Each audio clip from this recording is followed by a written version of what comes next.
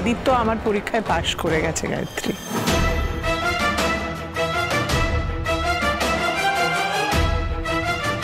আর কোনো চিন্তা নেই।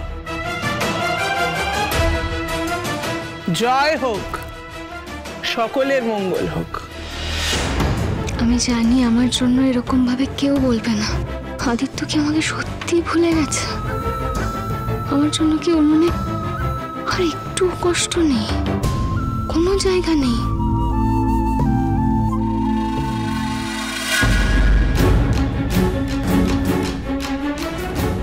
বাবা রে বাবা, আর কি সহ্য হয়?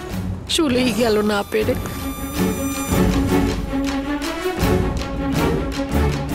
তাড়াতাড়ি চলুন, আপনার ওদিকে দেরি হয়ে যাচ্ছে।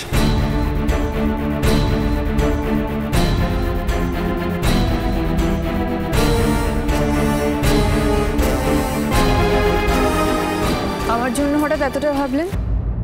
চলেই তো গেছিলেন, তাহলে ফিরে এলেন কেন? যাওয়ার জন্য শুধু গাড়িটা পাঠিয়ে দিলেই তো হতো। এভাবে এতটা কষ্ট করে এত কথা আপনাকে বলতেই হবে। হয়ে গেছে বলা আপনার? প্লিজ আসুন। বল। All the best. Thank you দাদা।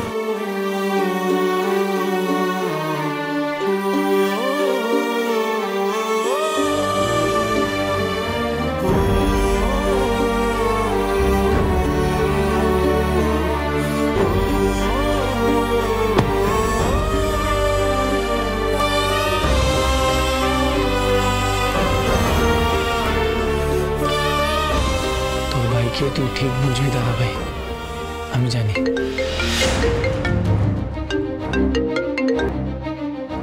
হ্যালো স্যার, একটা খবর আছে। সুন্দর জেল থেকে পালিয়েছে। হোয়াট?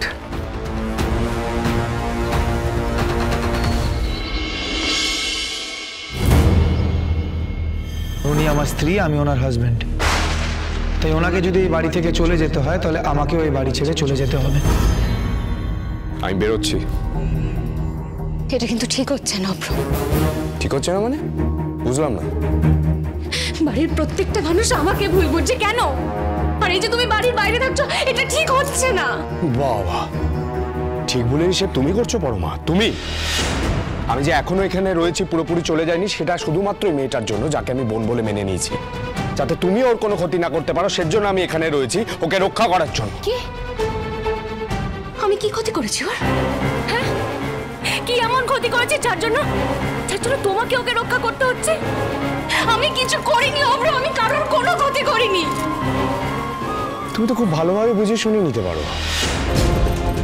আমার মাকে জিন্দা কেক খাইয়ে তার দোষ কাটিয়ে নিচ্ছিলে, আরো অনেক কিছু করতে পারো। তাহলে আজকে তুমি কিচ্ছু করতে পারলে না, কারণ তুমি খুশি হচ্ছিলে মেয়েটাকে এই বাড়ি থেকে তাড়িয়ে দেওয়া হচ্ছিল বলে।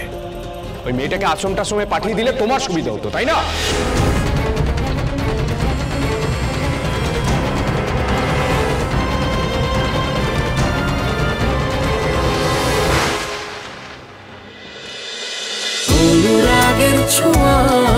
অনুরাগের ছোঁয়া সোম থেকে রবি প্রতিদিন রাত 9:30টায় স্টার জলসায় ও জিও হটস্টারে।